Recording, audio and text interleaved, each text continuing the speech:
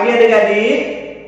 Ya, pagi hari ini kita bersyukur kepada Tuhan karena Tuhan masih memberikan kesehatan buat kita sehingga kita bisa beribadah kepada Tuhan. Nah, pagi hari ini mari kita siapkan hati kita mau datang kepada Tuhan, kita mau menyembah Tuhan. Kita naikkan pujian, selamat pagi Bapa, selamat pagi Yesus.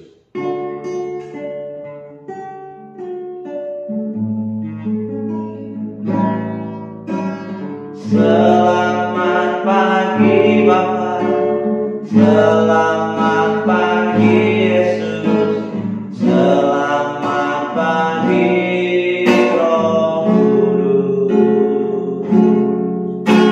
Terima kasih atas anugerah-Mu semalam telah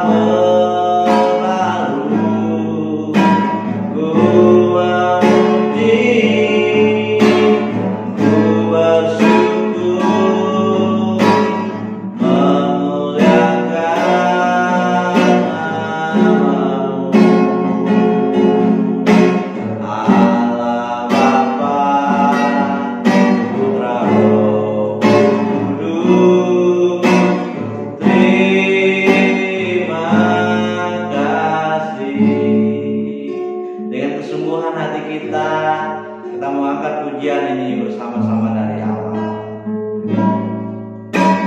Selamat pagi Bapa, selamat pagi Yesus, selamat pagi Roh Kudus.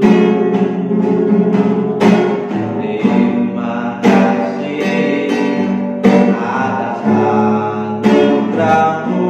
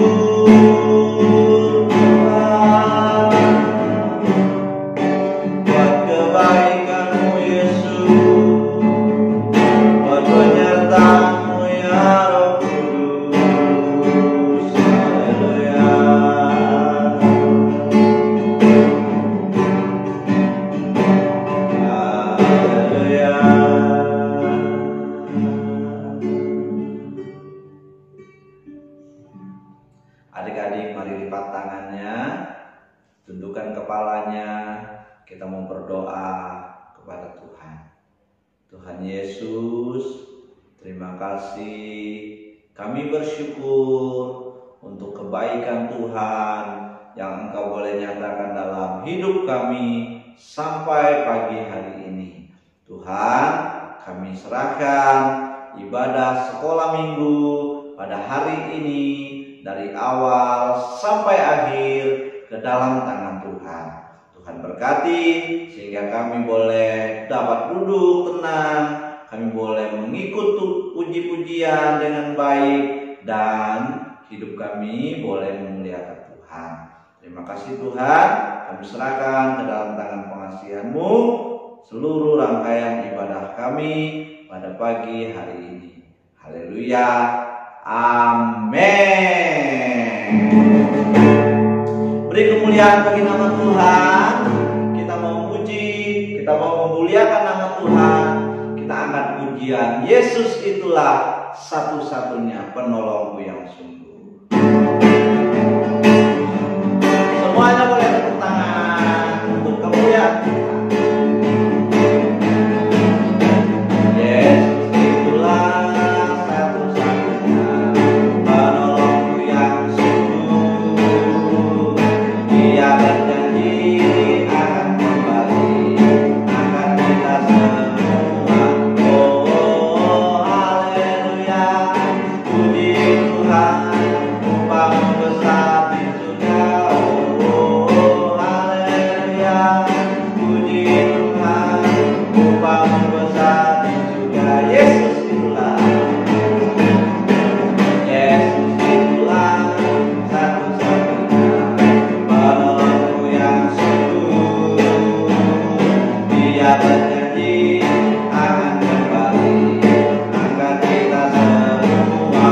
Oh, haleluya, puji Tuhan, upamu besar di surga.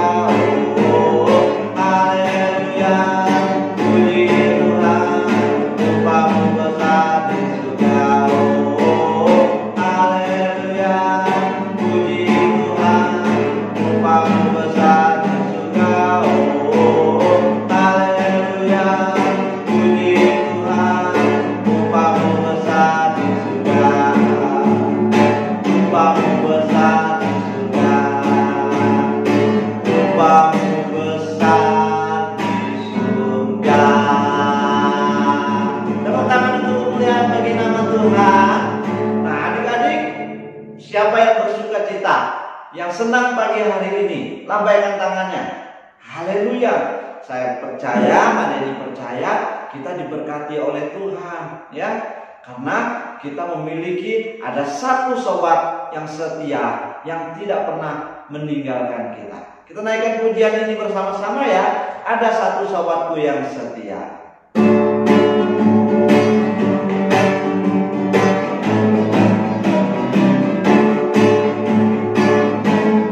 Ada satu sobatku yang setia,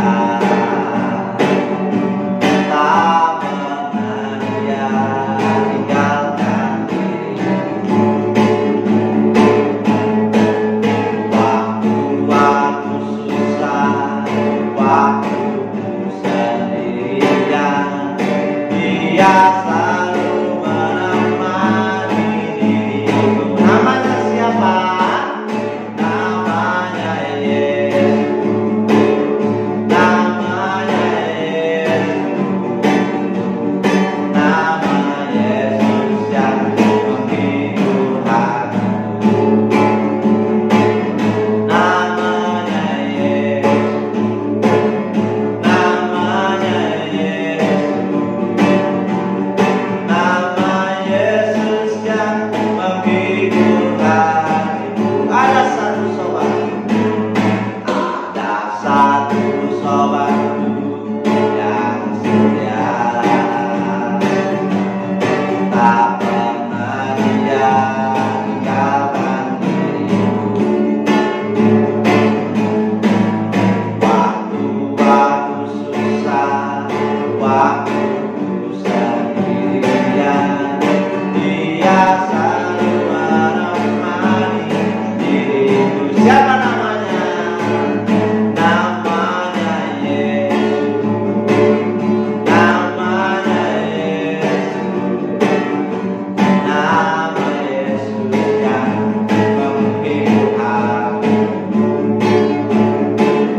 Namanya Yesus.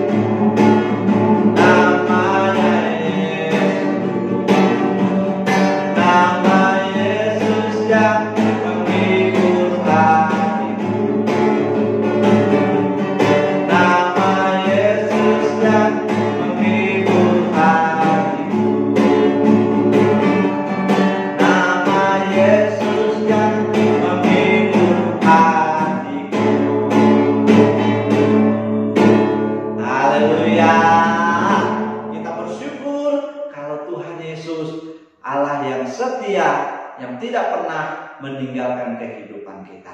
Nah, adik-adik, pada saat ini kita mau mendengarkan firman Tuhan.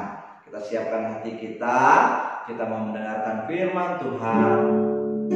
Karena firman Tuhan adalah pelita bagi kaki kita, terang bagi jalan kita.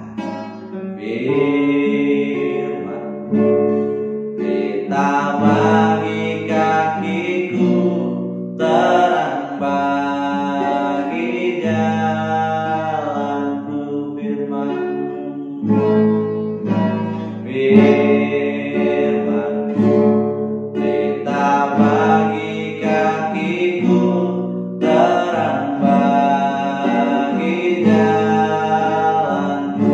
Waktu ku bimbang, di waktu ku bimbang dan hilang jalanku, tetaplah Kau di sisiku, dan takkan ku takut asal Kau di dekatku, besertaku selamanya. Oh, kita bagi kakiku, terang bagi jalanku, terang bagi jalanku, terang bagi jalanku.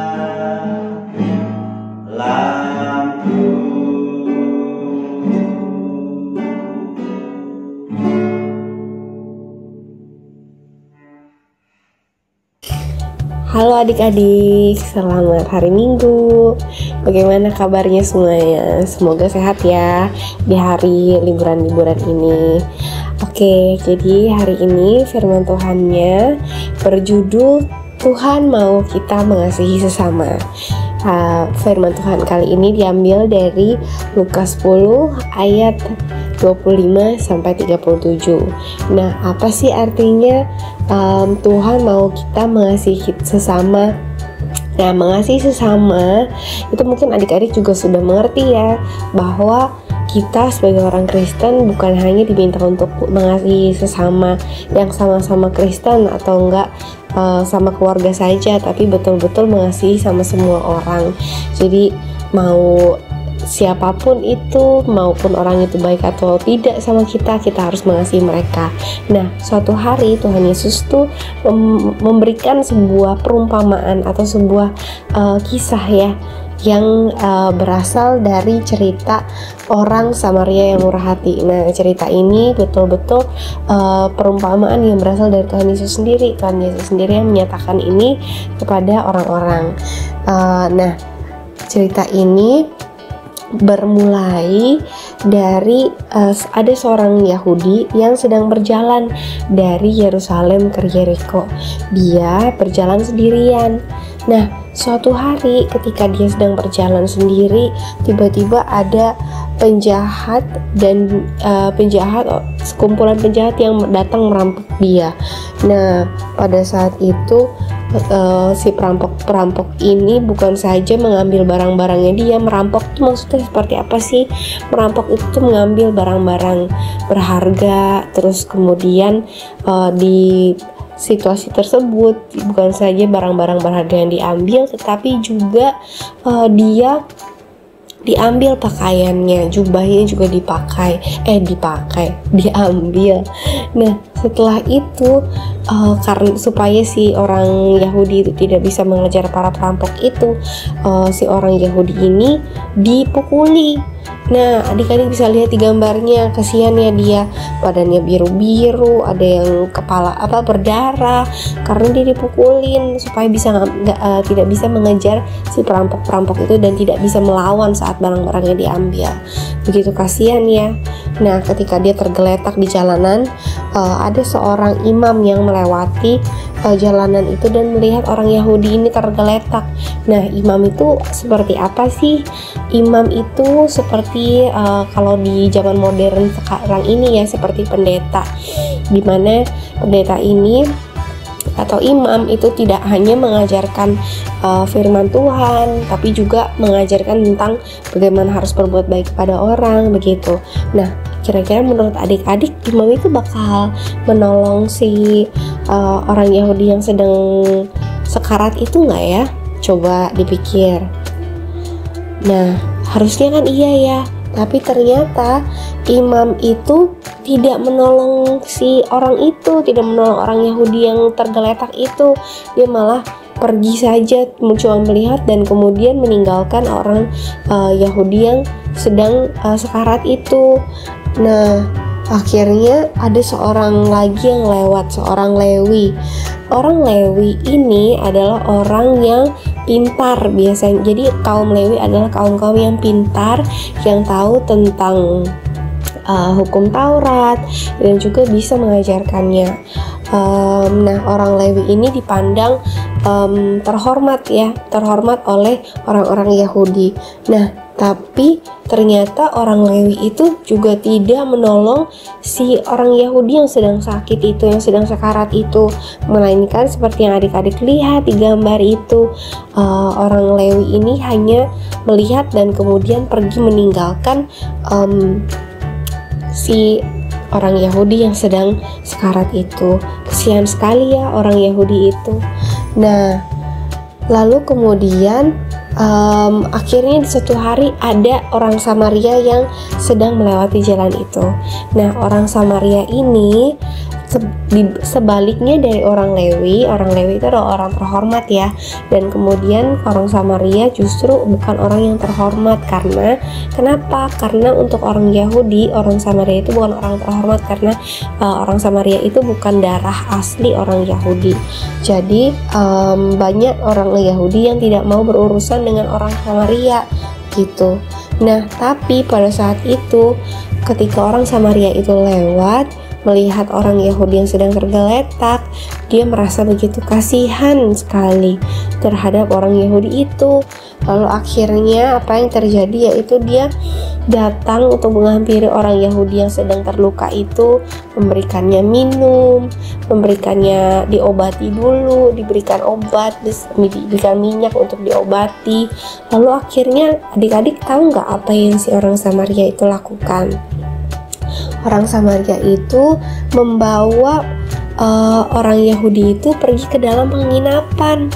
Nah, pada saat itu orang Yahudi itu dicarikan penginapan. Lalu akhirnya pada keesokan harinya juga orang Samaria itu datang ke penginapan yang orang Yahudi itu tinggal dan kemudian memberikan uang kepada si pemilik penginapan. Si orang Samaria itu meminta kepada pemilik penginapan untuk merawat orang Yahudi itu sampai sembuh. Wah, begitu baik ya orang Samaria ini. Nah, adik-adik, dari cerita yang singkat tadi, kakak mau tanya, ada 3 orang di sini. Ada seorang imam, seorang Lewi, dan juga seorang Samaria. Seorang imam itu adalah seperti seorang pendeta ya, yang seharusnya mengajarkan kebaikan, mengajarkan bagaimana caranya untuk berbuat baik pada orang lain, seperti guru, seperti pendeta. Nah, kemudian yang kedua adalah orang Lewi, orang yang mengerti hukum Taurat, orang yang cerdas, orang yang pintar, orang yang terhormat. Dan juga ada orang Samaria, bukan orang terhormat, tetapi adik-adik tahu kan, dari 3 orang ini siapa yang akhirnya membantu orang Yahudi yang sedang kesakitan itu? Siapa? Ayo, masih ingat tadi ceritanya? Betul, orang Samaria. Nah, jadi menurut adik-adik semua, siapa yang paling murah hati? Si orang Samaria. Jadi di cerita ini diceritakan bahwa walaupun seorang imam dengan keharus dengan apa yang dia seharusnya tahu, yang harusnya dia lakukan, tapi dia tidak lakukan sebagai seorang imam yang seharusnya membantu orang lain, menolong orang lain, mengasihi orang lain, tapi imam itu tidak melakukannya. Orang Lewi yang seharusnya tahu hukum Taurat, tapi dia pun juga tidak menolong orang lain. Nah, sedangkan orang Samaria di sini dia mau menolong orang lain, dia mau bermurah hati kepada orang lain. Nah, dan kemudian di sini perumpamaan ini selesai di sini, cerita perumpamaan ini selesai di sini, dan perumpamaan ini juga bercerita mengingatkan kita semuanya untuk tetap untuk berbuat baik, untuk bermurah hati kepada orang lain. Siapapun itu kita harus bermurah hati. Murah hati itu artinya seperti apa?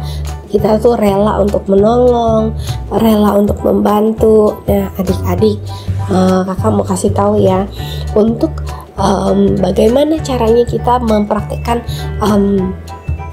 berbaik hati dan juga bermurah hati kepada orang lain. Itu bisa dimulai dari rumah ya, dari sekolah, dari kehidupan sehari-harinya adik-adik. Nah, dari rumah misalnya seperti apa sih? Misalnya berbaik hati kepada adik ataupun kakak, walaupun mungkin adik atau kakak nggak selalu berbaik hati sama kamu, tapi kamu tetap rela untuk berbaik hati kepada mereka. Begitu juga mungkin kepada mbak, kepada oma opa di rumah, nenek kakek di rumah, ataupun orang-orang lain, tetangga dan sebagainya ya. Dan juga bisa juga adik-adik mulai dari sekolah. Nah, pasti di sekolah kan teman-temannya adik-adik banyak sekali ya enggak, dan gak semuanya mungkin menunjukkan perilaku yang baik terhadap adik-adik. Nah, tapi walaupun begitu mungkin sulit ya adik-adik untuk bisa berbaik hati kepada orang yang tidak berbuat baik kepada adik-adik. Tapi adik-adik bisa berdoa untuk memberikan kerelaan hati, keikhlasan hati untuk berbuat baik kepada orang yang bahkan tidak berbuat baik sama adik-adik juga. Nah, itu artinya kenapa arti dari firman Tuhan kali ini. Tuhan mau kita mengasihi sesama. Mengasihi sesama artinya adalah mengasihi orang lain, terlepas dari siapa mereka, dari mana mereka berasal, kepada Tuhan yang mana mereka percaya, mereka orang Kristen atau bukan. Kita harus berbuat baik kepada semuanya ya. Nah, sekarang kakak mau mengajak adik-adik untuk melihat nih ayat hafalan sambil menghafalnya bersama-sama. Kita akan membacanya sama-sama ya, dari alamatnya dulu, isi ayatnya, terus kemudian ditutup lagi dengan alamat ayatnya. Udah siap? 1, 2, 3. Markus 12 ayat 13a. Dan hukum yang kedua ialah kasihilah sesamamu manusia seperti dirimu sendiri. Markus 12 ayat 13a. Kita ulangi sekali lagi ya. Markus 12 ayat 13a. Dan hukum yang kedua ialah kasihilah sesamamu manusia seperti dirimu sendiri. Nah, kakak mau menjelaskan nih maksud dari ayat yang kali ini seperti apa sih. Nah, ada perintah Tuhan, ada 10 perintah Tuhan, dan yang kedua adalah kasihi sesamamu manusia seperti dirimu sendiri. Nah, seringkali kita ingin diperlakukan baik oleh orang lain, ya kan? Kita ingin diperlakukan dengan baik oleh orang lain, dan begitu jugalah bagaimana kita harus memperlakukan orang lain. Kalau adik-adik mau diperlakukan dengan baik, adik-adik juga harus bisa memperlakukan orang lain sama baiknya seperti bagaimana adik-adik ingin diperlakukan ya. Jadi itu asal kenapa sih hukum ini ada supaya kita berbuat baik kepada orang lain seperti bagaimana kita ingin diperlakukan. Pasti kita ingin diperlakukan dengan baik ya, pasti adik-adik. Pasti kita ingin orang lain juga baik sama kita ya enggak. Kalau kita sedang susah, ada yang bisa menolong. Kalau kita sedang kekurangan, ada yang bisa membantu. Dan bukan hanya itu, ketika kita sedih, ada yang menghibur, ya. Dan ataupun ketika kita sedang kesepian, ada yang menemani. Oke. Jadi berasal dari situ hukum kedua ini, kasihilah sesamamu seperti manusia seperti dirimu sendiri. Sama halnya seperti bagaimana kita ingin diperlakukan. Oke. Kita akan mengulangi lagi hafalannya dari alamat, lalu isinya, lalu alamatnya lagi. Oke. 1, 2, 3. Markus 12 ayat 13a. Dan hukum yang kedua ialah kasihi sesamamu manusia seperti dirimu sendiri. Hari ini firman Tuhannya sederhana, pendek, tapi mudah-mudahan adik-adik bisa mengerti ya dari perumpamaan yang Tuhan Yesus ceritakan tentang orang Samaria yang murah hati. Mungkin ya, pasti ini ada sebuah sesuatu yang mengagetkan juga ketika Tuhan Yesus menyatakan perumpamaan ini. Wah, ternyata imam dan juga orang Lewi, orang yang terhormat, ternyata tidak mau membantu orang yang sedang kesakitan itu, tapi justru orang Samaria yang mau bermurah hati membantu orang yang sedang kesakitan itu. Ya, jadi terkadang orang-orang yang terhormat, orang-orang yang seharusnya baik bisa saja tidak menolong, tapi orang Samaria yang bukan siapa-siapa di sini bisa membantu orang lain. Begitu juga dengan adik-adik. Walaupun adik-adik masih kecil, pasti adik-adik juga bisa melakukan sesuatu yang berani untuk menolong orang lain, untuk mengasihi orang lain. Ya, itu pesan dari firman Tuhan hari ini. Semoga adik-adik bisa belajar, bisa mempraktekkan firman Tuhan ini di kehidupan sehari-harinya adik-adik. Oke, sampai kita ketemu lagi. Bye-bye. Nah, adik-adik, kita sudah mendengarkan firman Tuhan yang sudah dibawakan tadi. Nah, saat ini kita mau memberikan persembahan. Nanti adik-adik bisa minta tolong orang tuanya untuk men-scan barcode QRIS yang ada di layar adik-adik. Ya, bisa memberikan persembahan, ucapan syukur, perpuluhan, ya. Nanti minta orang tuanya yang membantu, ya. Nah, namun sebelumnya kita naikkan pujian, berilah yang baik, berilah yang baik.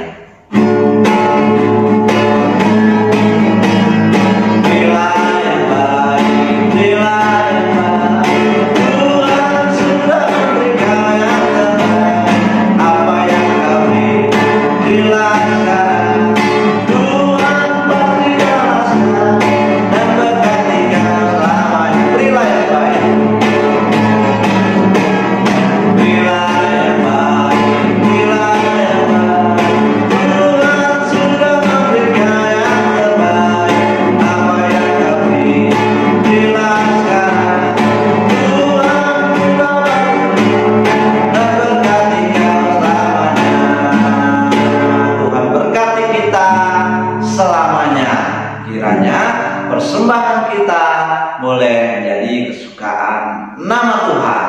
Nah, saat ini kita mau mengakhiri ibadah sekolah minggu pagi hari ini. Ya, sebelum kita berdoa, kita naikkan pujian kemurahan-Mu lebih dari hidup.